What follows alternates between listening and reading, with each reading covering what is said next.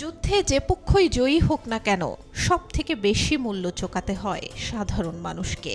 Iran Israel যুক্তরাষ্ট্র যুদ্ধে বৈশ্বিক জ্বালানি বাজার যখন বিপর্যস্ত, তখনই কিছু দেশ কৌশলগত সুযোগ খুঁজছে।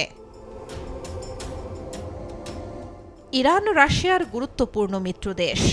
মধ্যপ্রাচ্যের এই সংঘাতে রাশিয়া কিছুটা লাভবান হবে, কারণ মার্কিন সামরিক রসদ এখন ইরানের সঙ্গে যুদ্ধে ব্যবহার করা হচ্ছে, ফলে ইউক্রেনের সামরিক রসদ কমবে। আবার ইরান হরমুজ প্রণালী বন্ধ করে দেয়ায় জ্বালানি তেল আর গ্যাসের দাম যেভাবে বাড়ছে, সেখান থেকেও রাশিয়ার লাভ হতে পারে। রাশিয়া এখন চীন আর ভারতের মতো বড় বাজারে আরও বেশি তেল রপ্তানি করতে পারবে।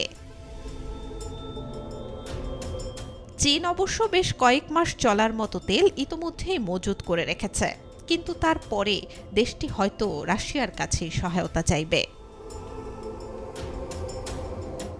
আবার ইরান যুদ্ধ চীনের জন্য কূটনৈতিক সুযোগ গড়ে দিতে পারে।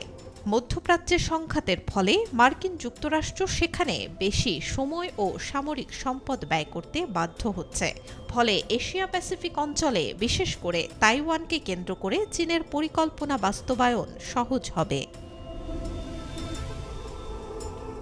ইরান যুদ্ধে সবচেয়ে বেশি ধাক্কার সম্মুখীন হতে চলেছে মধ্যপ্রাচ্যের তেল ও গ্যাসের উপরে ব্যাপকভাবে নির্ভরশীল দক্ষিণ পূর্ব এশিয়ার দেশগুলো। কয়েকটি দেশ ইতোমধ্যেই খরচ কমানোর পদক্ষেপ নিয়েছে। ভিয়েতনামে ডিজেলের দাম 60% বাড়িয়ে দেওয়া হয়েছে। ফিলিপিন্স জরুরি বিভাগ ছাড়া অন্যান্য সরকারি কর্মচারীদের সপ্তাহে 4 দিন কাজ করতে বলছে।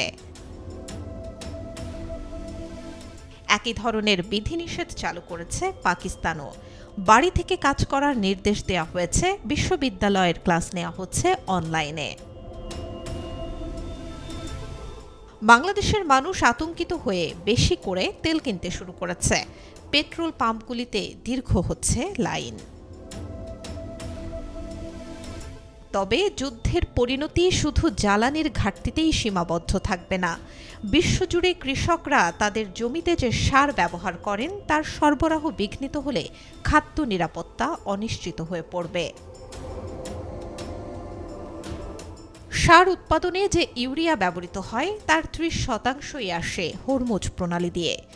যদি বিশ্ববাজার থেকে 30% ইউরিয়া সরিয়ে নেওয়া হয়, তাহলে বৈশ্বিক খাদ্য নিরাপত্তায় প্রভাব তো পড়বেই।